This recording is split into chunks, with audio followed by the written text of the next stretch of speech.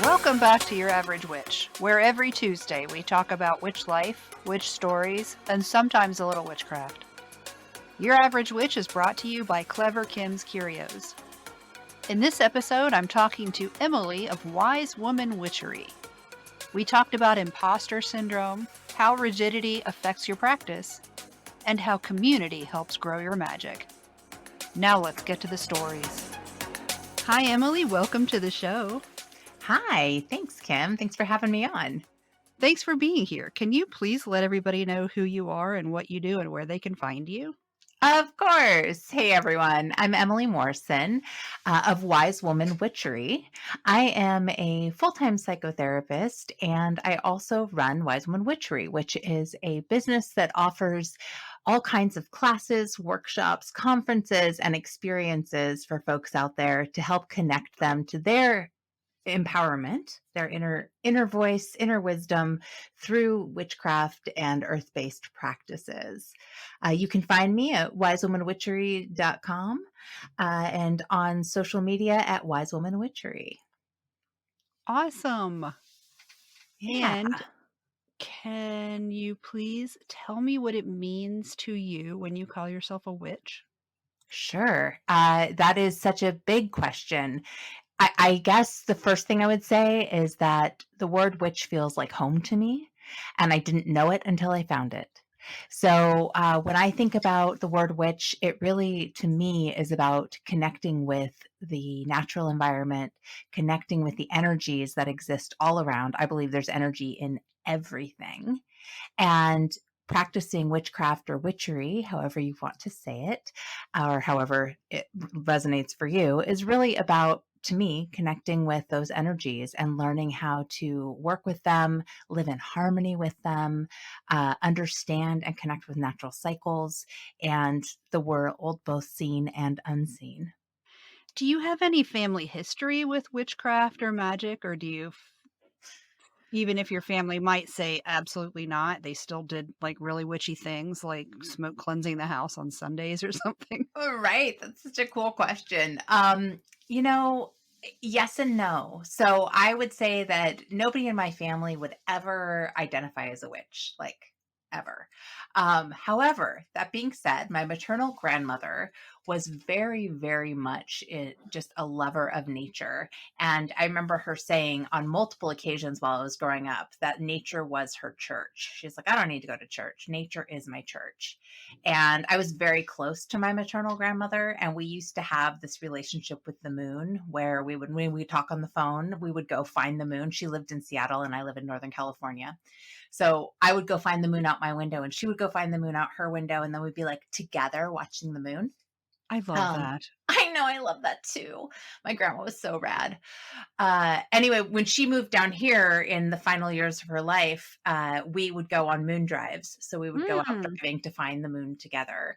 And she was always totally open to anything. At first, she was like, witchcraft? What do you mean you're a witch? What does that mean? And we would talk about it. And then she really like got it and totally supported and respected me in my practices and was curious about it. So, um, I think some of her influence came from growing up in the mountains in Utah, and there were some indigenous tribes there. And she was always fascinated by just all the indigenous peoples that were in the southwestern United States. She thought their practices were really cool and fascinating in their connection with the earth. And so I think that she was more open minded, partially because of that, and partially just because of who she is or was. That's awesome. Yeah, it was very cool. Very cool. Well, can you introduce us to your practice? Do you have any regular or consistent rituals that you'll tell us about? Sure. So, well, it's interesting because I was in a women's circle for 19 years. And for the first 16 of those, we met every week. And then COVID hit and ended up on Zoom and we ended up meeting every other week. But I had a very consistent, regular practice of meeting with this circle of women. And it was really the inspiration for me to start Wise Woman Witchery because there was something about having that anchor point in my life of like, even if I got busy and I wasn't doing any magic, I wasn't practicing ritual, there was this way that I was kind of coming back to it every week with these women, and every week we would do some type of ritual or practice together. So when I started Wise Woman Witchery, it was sort of another anchor point in my life. And now I do full and new moon rituals every month that I host for the community, but like they're kind of for me too. So it's not just, it's for everybody who's in the community, but it's also really for me to have that anchor point. So I practice that twice a month. I often use divination practices. I would say I do a divination practice almost every day, usually pulling a card, but sometimes it's using my pendulum.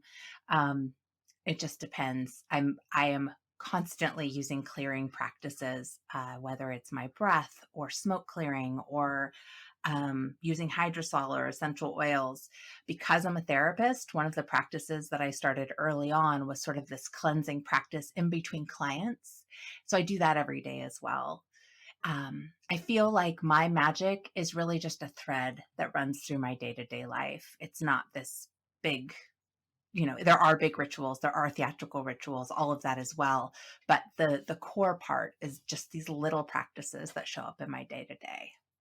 So it's not outside your life, it is part of your life. It is totally part of my life. It's completely woven in.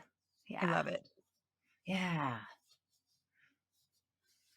Would you say that witchcraft has changed your life? Yeah, I would say that witchcraft has changed my life. I think it's made me a lot more aware of the natural world around me. I think that it has also tuned me in. I've always been really empathic, but I feel like it has given me some tools to be able to protect myself empathically so that I'm not picking up everybody's energy everywhere I go, although I still do sometimes. But it's given me those tools to sort of guard myself and then open myself as desired. It's also just deepened my relationship with myself, I would say, not just the natural world, but the way that I move through it and my self awareness and my willingness to look at all of my different parts. Um, and I think, of course, that's also a byproduct of a lot of therapy, but but I think that my witchcraft has also lent a very strong helping hand in that department. Yeah. What do you feel like what would you say is the biggest motivator in your practice? And has it changed since you first started out calling yourself a witch? Hmm. Biggest motivator. So when you ask that question, are you meaning like what gets me going? Like Yeah, why what do I makes you keep practice? doing it? Ah, got it. Well, I would say that when I first started out, so I'll start there. When I first started out intentionally practicing, I think I've been practicing magic and witchcraft my entire life, but I didn't really recognize that it was a recognizable practice that other people were doing until I was a little older. I think I started realizing that when I was about 18. And then somewhere around 22, 23, I really started like going, oh, okay, like I'm interested. I want to know more. I went to a public ritual. It really opened my mind and changed my perspective and brought me into a deeper desire to learn. So at that time, it was very much like, oh my gosh, I found something that resonates for me. I found something that speaks to all these beliefs I already have and all of these ways of being I'm curious about. Um, so I think there was a drive there to just deepen into it and be like, ooh, I want to know all the things, like an excitement to learn because I'm kind of a perpetual student. I love learning. And I would say that now my motivation really comes from the fact that it is a part of who I am. It's not it's not like I have to work really hard to practice. I might have to work hard to put together a big elaborate ritual, or to find some inspiration to try something new. I might need a little extra oomph for help from a friend in that department. But for the most part, my witchcraft is so much a part of me that it's not necessarily motivation to practice as much as it is just getting up and breathing through my day. What would you say is your biggest struggle when it comes to your practice? I would say consistency and not getting stuck. Like yes, magic is how I live. It is a way I see it as kind of a philosophy of how I move through the world. And if we're talking about like practices and staying on top of things. I'll be honest, friends, I am definitely somebody who's got a few unfinished spells sitting on my desk, like things that I started and then never took out and released, or forgot that, oh crap, the moon just got full and I, I Mm-hmm. didn't do this thing with it, right? Yes. So I think for me, I happen to be somebody who is very busy. I'm a little bit of a workaholic. So that's my constant edge. I'm working. And as a result of that, things fall by the wayside and my brain is always going. I'm always thinking about, I'm creating this idea and hey, this sounds like a neat thing. And oh, I need to call this person. And like, I'm sort of all over the place, which is amazing how much I get done for being all over the place, but it does hinder my practice at times. And that becomes probably my greatest challenge in being consistent. What brings you the most joy in your practice? I think the moments where I feel like a really clear channel, like when I can really root myself and feel my connection to the earth and the sky, I think those are moments where I feel most open to awe and wonder. And that brings me a lot of joy. The other thing I would say is being in community. So being in circle with other people and co-creating energetically that ritual, whatever that ritual is. And then getting to hear from people their experiences of, like, if we did a ritual together and then having the opportunity to share, getting to really drop in and be with people in their vulnerability and their experience, that is like a huge joy for me in my practice. Yeah. That sounds nice. That's why I don't think I'd ever be a very good, like, only solitary practitioner. I practice solitary, magic, but I couldn't just do that. I mean, I could. I just don't think I'd be as happy. Do you feel like you have imposter syndrome about your practice? And if you do, what do you do about it? Yeah, I think I had that a lot more in the beginning, um, because I wanted to do everything, quote, right. And I think there are moments where I even look back on these last few years when I've been creating more, more experiences for other people, where I look at the framework from which I was operating and I recognize the ways that I've grown in my own practice. And I think, oh, wow, I really had no idea what I was talking about there. Or I thought things were a certain way and I maybe hadn't inquired deep enough to find out the origins of things. And I have since. So I think in those moments where I discover myself changed, I feel like, oh, I was being an imposter and now everybody's going to find out and nobody's going to like listen to me anymore.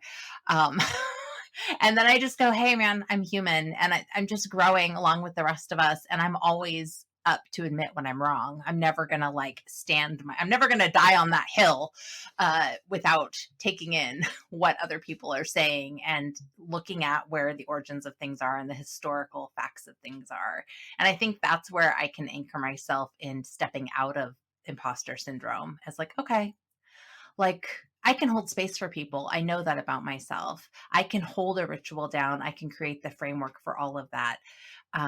And sometimes it's going to go really well and sometimes it's not. And I might beat myself up a little bit if it doesn't. But at the end of the day, it's really about every person having their own experience. And, that's sometimes it's good, sometimes it's bad, and sometimes it has nothing to do with me or how I held the space. So What the hell? right. Well, and all of that being said, I should also just say I have a really healthy and noisy inner critic, which does fuel that imposter syndrome. I just feel like I have a better relationship with my inner critic at least around my magical practice than I did in the past. How did you get that? Therapy, probably, right? um, Therapy and just a lot of A lot of it is really shame, right? I mean, imposter syndrome Yes. really is born of shame. And I have a whole theory, and I know other people have theories about shame as well. And I'm sure my theory comes from that. But I always think about shame as like a fungus, right? Like it grows awesome in the dark. If we don't talk about it, shame wants us to be small. So it's like, oh, I'm bad. I'm bad. I'm going to be small about it, and I'm going to shrink, and I'm going to be horrible. And I'm not going to tell anybody, and I'm never doing that again. But if you just come out and go, wow, I feel so embarrassed and ashamed about what just happened here. And I notice that what's happening in my head is my critic is telling me I'm really bad right now. That just by giving it a voice, the critic gets a little bit quieter because fungus cannot grow in the sunlight in the same way. So, Oh, I again, not like that. perfect. Not perfect, but it helps.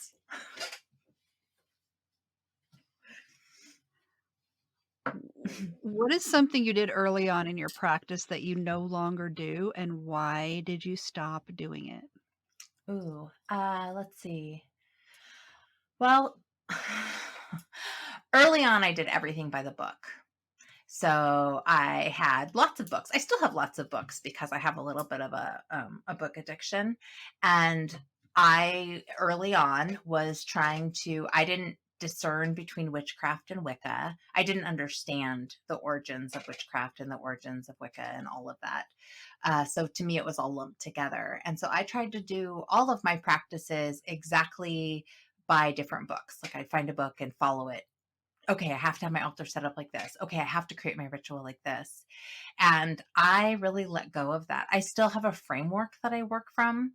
And I mean, I would say that I probably do similar things just out of habit over and over again, but I am not so rigid in my practice to think that everything has to be a certain way, or the heart of a ritual has to be a certain way, or a spell has to be a certain way, or this herb can only be used for this, or the stone can only be used for this. Um, I really let go of all of that because I realized everything I'm doing is coming from my energy's relationship with the energy of things around me. And I have to figure out what's right for my energy. And that's really what I teach people too is, if you read a book and it tells you to do this thing and you're like, this is not resonating for me, don't do it. Like, who cares what that book says? If it's not speaking to your energetic self, then that's actually not your magic. So it might be time to figure out what does speak to your energetic self. So I'd say that's the biggest thing that I do differently and have let go of, from my first foray into the magical kingdom that is not Disneyland.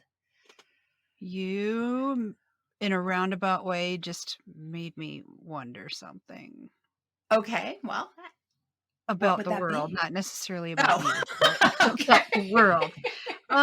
And I want your input on it just because you're the one I'm talking to right now. Yeah. I wonder if um class, like depending on how much money you grew up with and Mm. how much need you grew up with, if you think about things like that differently. Like if you grow up in Appalachia and you don't have very much like stuff regularly, so you grow up with the use what you got mentality. I wonder if Mhm. they practice and feel differently than someone who grew up in New York City, like comfortably well off, didn't worry about whether they were going to be housed next month. I wonder Mhm. if their practices vary because of that and how much Well, I would in that way. imagine, yeah, I mean, I would imagine that we could all, we are all influenced by our history and our socioeconomic status and, our, Economics, that's the word I yeah, wanted. yes, and our familial culture too, right? Because there are people who grew up wealthy whose family are very tight on the purse strings, and they might have a different viewpoint than somebody who grew up wealthy and could have whatever they wanted. Um, and then there are people who are in lower socioeconomic status who are in massive credit card debt because they're just like, I want the thing, so I'm going to buy it. And then there's the ones who really have to. who really budget and are careful, and so it's a lot of it has to do with value as well, like what are your familial values and your cultural values that you grew up with, and I'm sure that does play a role and have an influence on how people practice, as well as how did you learn to practice, right? I don't think I expressed it well. Oh, okay, I mean okay. the strictness of following the rules, or is that just Oh, a I weird see. other thing? Like, you have to have each of the 4 elements, and it has to go north, south, east, west, however you set it up. Oh, Or I if you grow see. up with less, Hmm. are you more open, or does that make you even more strict? I just wonder Yeah. something. I don't know how I would even study that, but Yeah, I think it might not be the easiest thing to quantify, but I imagine that you could formulate some type of study with like a poll at the very least. I want to know, but I never wanna do research. So if anybody likes doing research, somebody do that. Yeah, there's that. I absolutely do not want to use the word quantify in my life, Okay, fair enough. Fair enough. but somebody do it and tell me. Nice. What is your favorite tool in your practice? It does not have to be a physical object. Why is it your favorite, and how do you use it? Mm, my body. My body is my favorite tool in my practice because it is always, always here, and it knows more than my brain does half the time. And I use it by altering my own consciousness through, breath and meditation. I use it to connect and give me information to the world around me, both seen and unseen, the physical world, but also the emotional, energetic world. And so I mean, I use it every single minute of every day in some way or another. I love when people say things that are not just like, "My crucible." Right. Well, I mean, I thought about that. Like, is it something? I mean, I love my tarot cards. I use them all the time, but I can absolutely practice magic without them, and I do all the time. So there's that. I like hearing everybody's people interpret things like that. Yeah. Yeah. If you could only recommend one source of info to a new witch, what would it be and why? Hmm.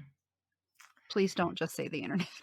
No, no, no, I wouldn't. I'm just thinking about, I mean, like I said, I'm a book addict. So I'm thinking about books that I have. In my women's circle, we always told new people to please read Spiral Dance by Starhawk.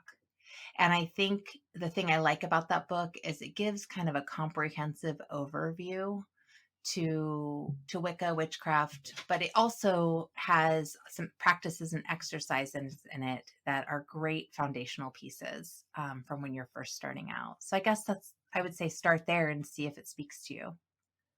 That is one of the things I think when I found that it did change my practice quite a bit. Yeah, that book. Yeah. I don't remember Yeah. why. I can't tell you why at this point because it was a long time ago, but I do think that it did. Yeah. Well, the reclaiming tradition was the first actual like public experience that I had of witchcraft. And I had read Spiral Dance prior to that. And then it made me curious. And I realized that where I live in Sonoma County, California, there is a pretty big reclaiming foundation. And I knew someone who was involved, and she took me to a public ritual. And it's very accessible and very community oriented. And yeah, I think it was a great way to begin for me. It might not be for everyone, but for me it was.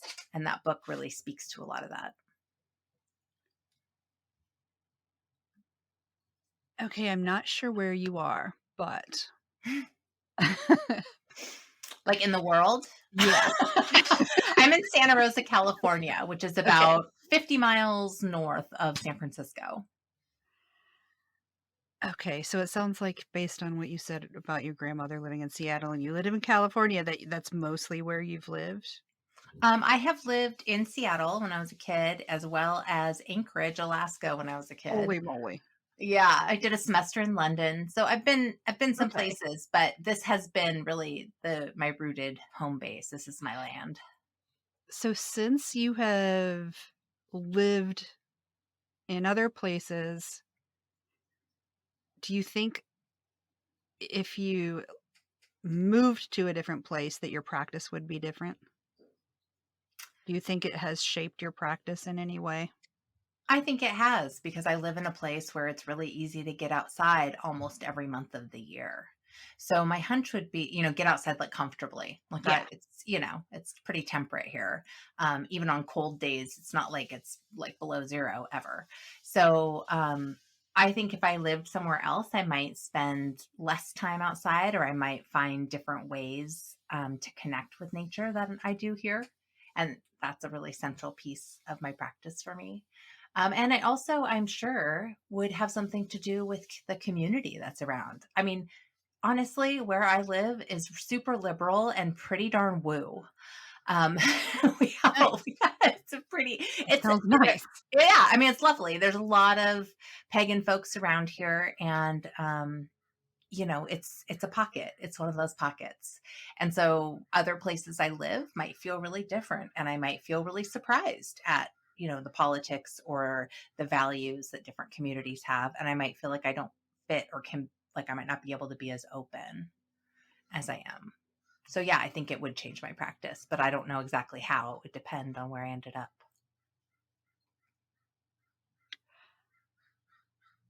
So nature has active periods and not so active periods, and I feel like we do too, even in our practice.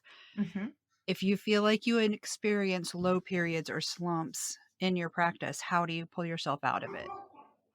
Well, part of that is the fact that I am constantly creating ritual for other people. And I think that's one of the ways I pull myself out of it. Yep, I agree. It's like, Me oh, too. well, I have to show up for this, right? I also have a podcast. And so I have to show up to make the podcast. I have to show up to create this new moon or full moon ritual. Oh, look, it's another holiday on the wheel of the year. Gotta create a ritual for that. Or I've got to teach this class on this day. So I feel like that has really pulled me out of my slump when I find it. But even within that, I can find a slump. And the way that I get out of that is to take a class, do create ritual with a friend, let my creativity do something else for a little bit, like not so much focused on witchcraft, but sometimes just letting my creativity start to shape something else, doing a craft or writing something that has nothing to do with witchery. Those types of things can sometimes rekindle that spark for me in my practice. What a good idea. Thanks. I need to probably do that.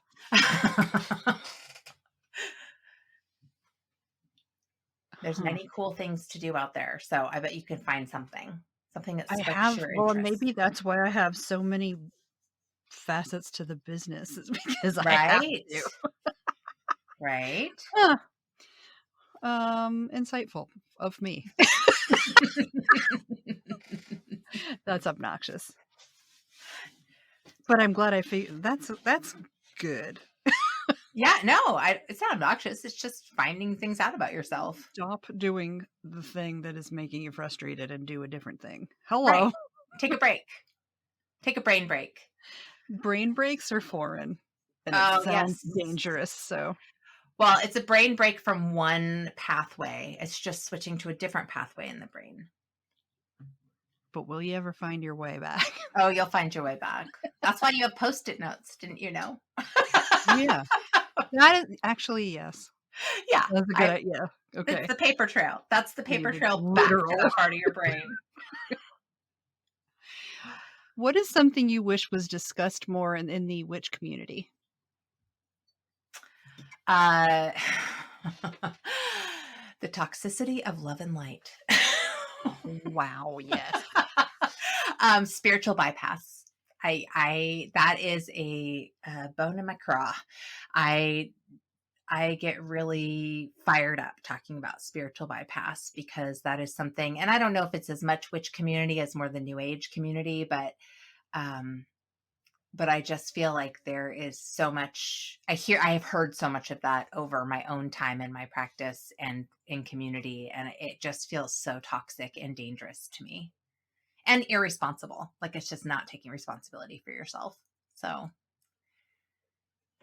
I don't like. Thumbs down. I wish we talked Agree. more about it. Ditto. Yeah, thank you.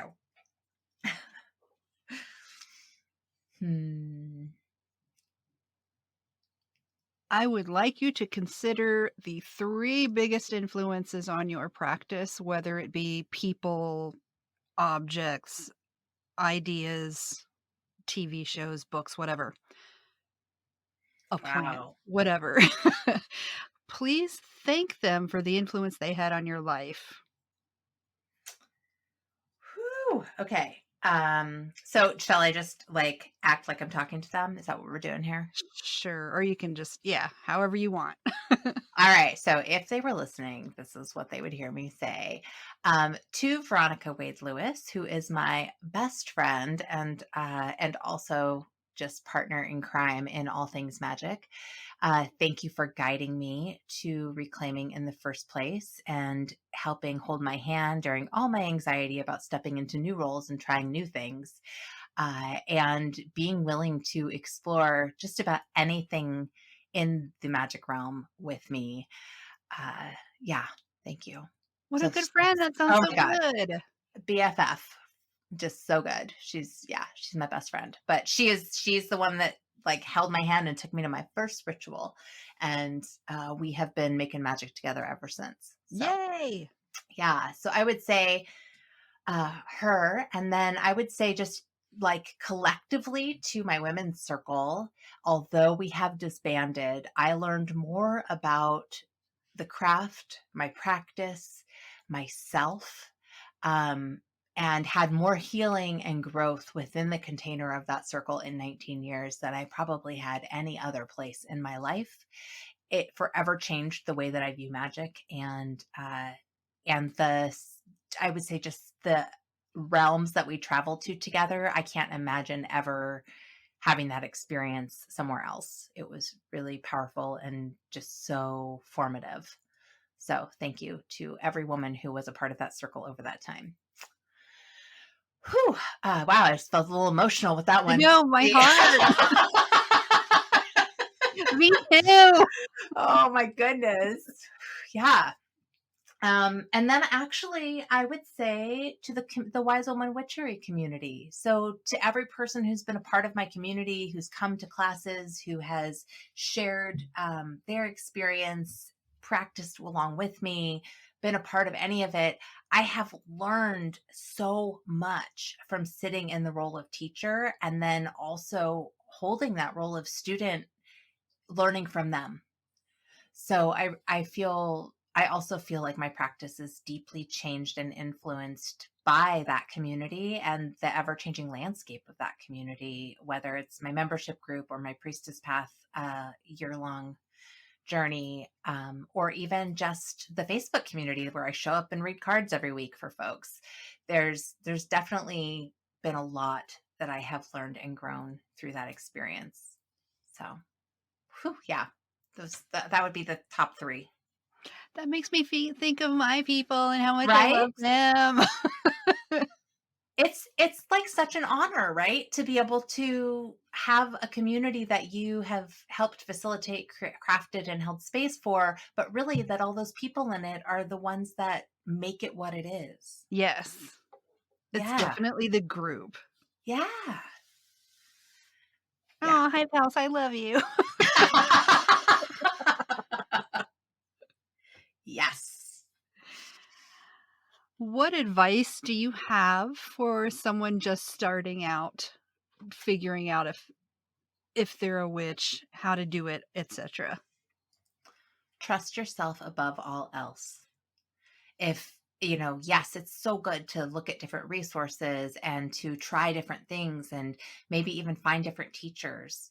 But if something in your gut says no, listen to it. And if something in your gut says, hell yeah, go for it. But don't discriminate against what your body and your inner wisdom is telling you because somebody else says, no, you have to do it this way. That is the number one thing I would say. Trust yourself. And find an ally. That would be the other thing I would say. It's like find somebody you can bounce ideas off of and check things out with and practice with, because it really does help to not be on your own, I guess. That's what I was going to say. You hear us talking about these groups that we are partnered with. Find you a good group. Yep. Yeah, and that group might just be one other person at first, but being in community, it does make a difference. And if your group is like, oh, everything you do is wrong and you have to do it this prescribed way, that might not be the right group. Yeah, that doesn't sound like a great group. I say boo to that group.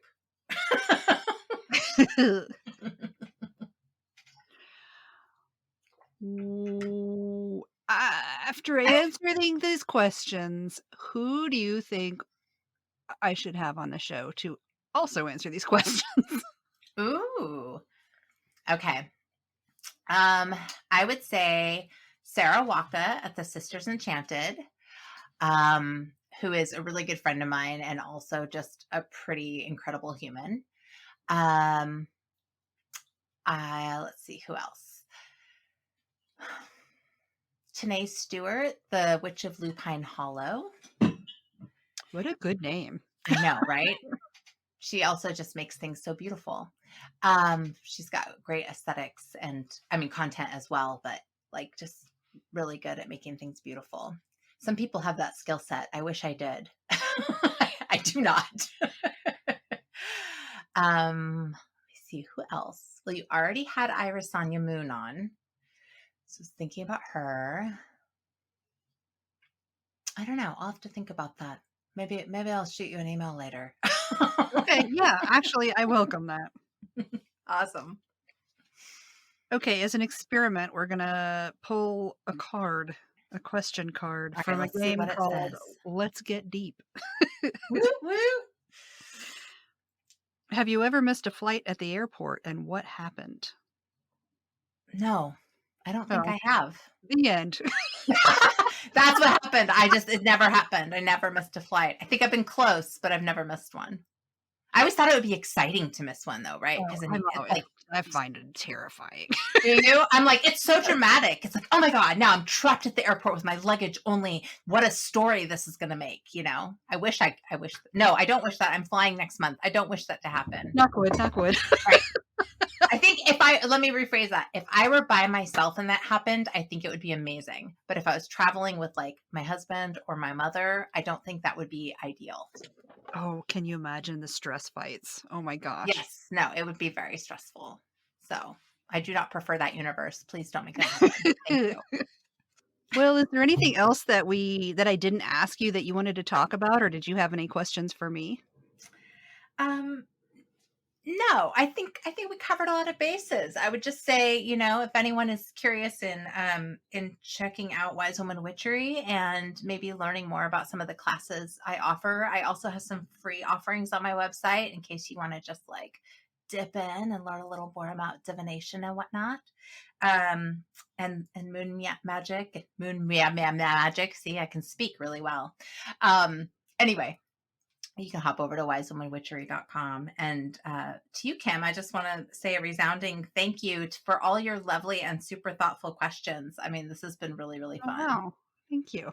Yeah. And so everybody should go, and if you're looking for a group of people like you hear me talk about a lot with Hive House and you hear her talking about with her group, go join it. Yeah. Go join her Facebook group and become part of that group. There you go. Come hang out. Let's make some magic, peeps. Yes. So at the end of the show, I ask two things of my my guests. I keep saying listeners. This is the second time I've said listeners, but I mean guests. Thing number one is please recommend something to the listeners. It doesn't have to be witch or magic related at all. It could be anything. Therapy. No, I'm just kidding. I'm totally kidding. For real though. I recommend that to everyone. Well, I mean, I do recommend lots to everyone, but you know what I actually recommend to everybody is to dance at least once a day.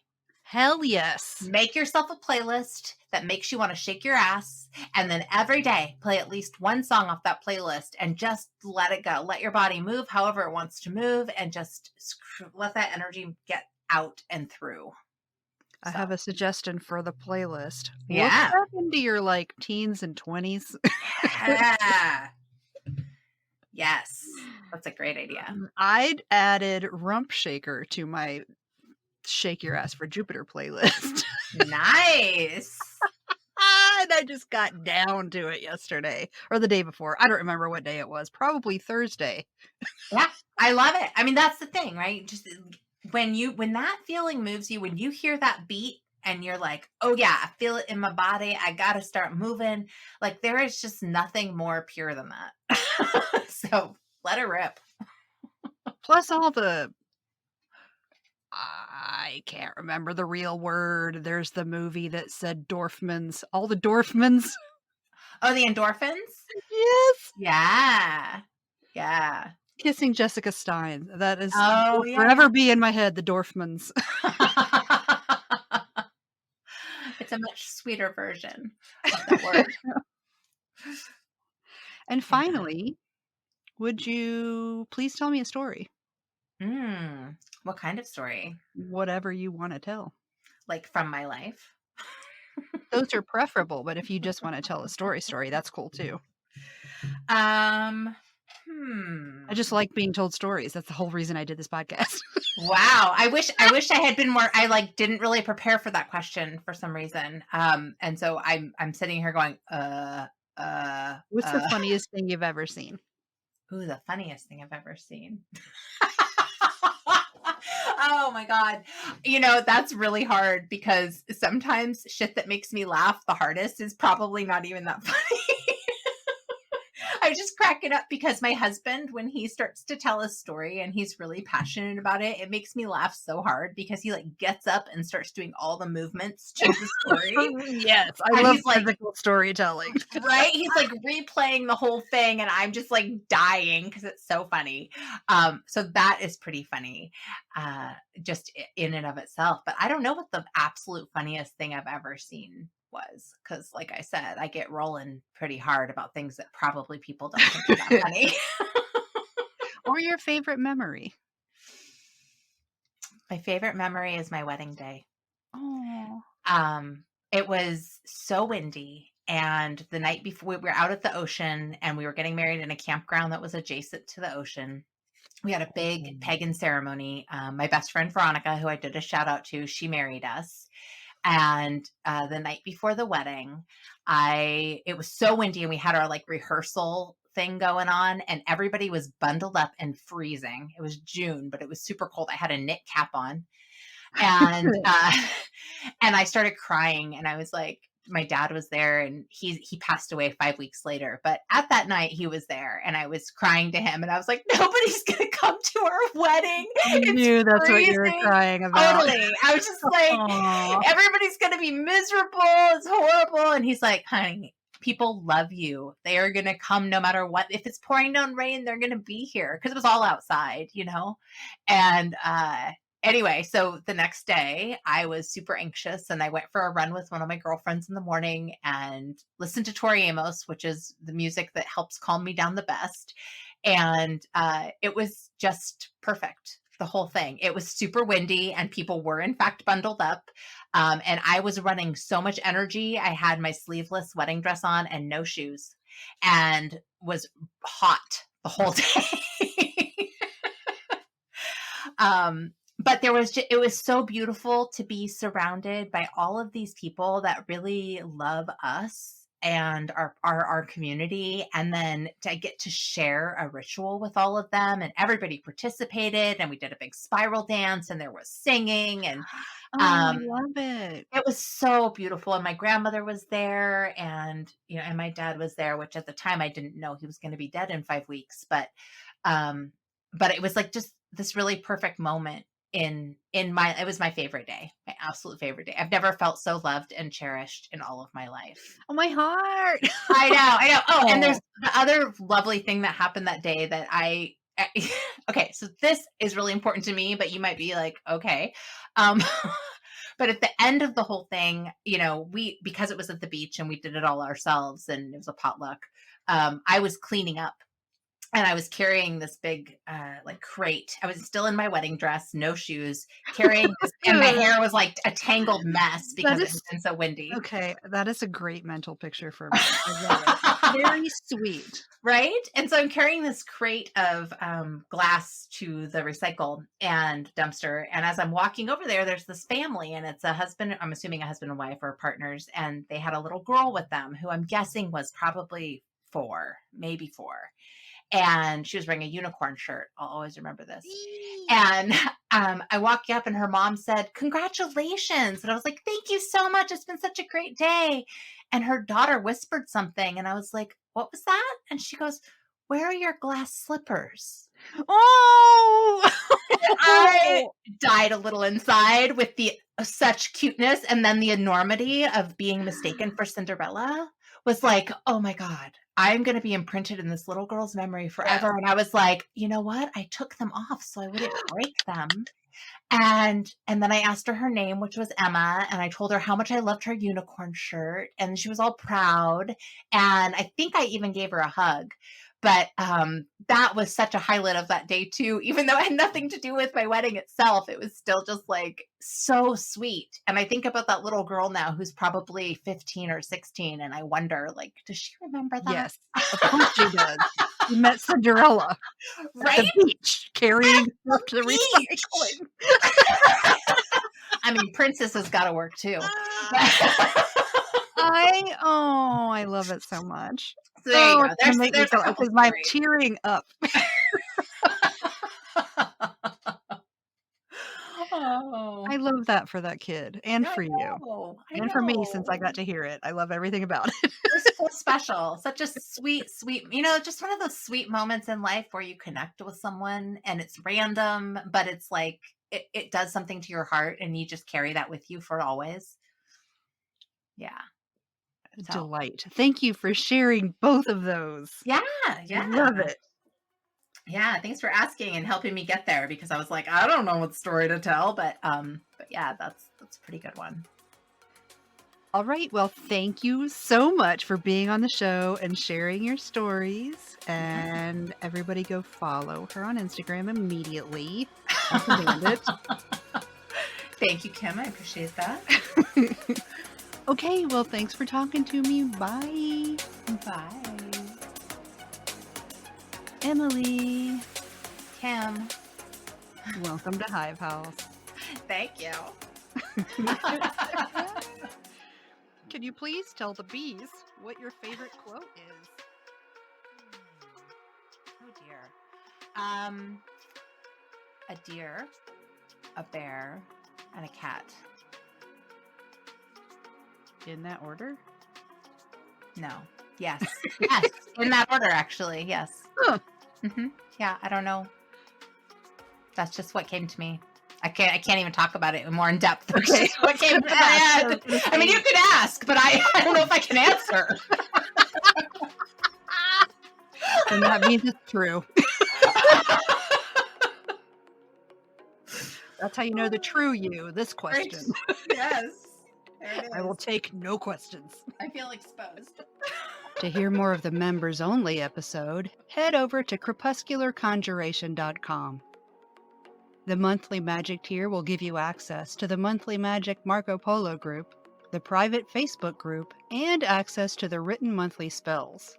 There's also Crepuscular Conjurations, giving you bonus podcast episodes, coloring pages, guided meditations, spell crafting videos, printable downloads, and more.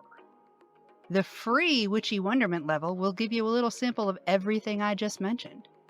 You can also visit my shop, Clever Kim's Curios, to get spell boxes one at a time or by monthly subscription, intentional handcrafted jewelry that I make especially for witches, and handmade altar tools. You can even listen to the full Your Average Witch podcast library, including show notes. check it out at crepuscularconjuration.com. Thanks for listening to this episode of Your Average Witch. You can find us all around the internet, on Instagram at Your Average Witch Podcast, Facebook at facebook.com/groups/hivehouse, at youraveragewitch.com, and at your favorite podcast service. If you'd like to recommend someone for the podcast, like to be on it yourself, or if you'd like to advertise on the podcast, send an email to youraveragewitchpodcast@gmail.com. Thanks for listening, and I'll see you next Tuesday.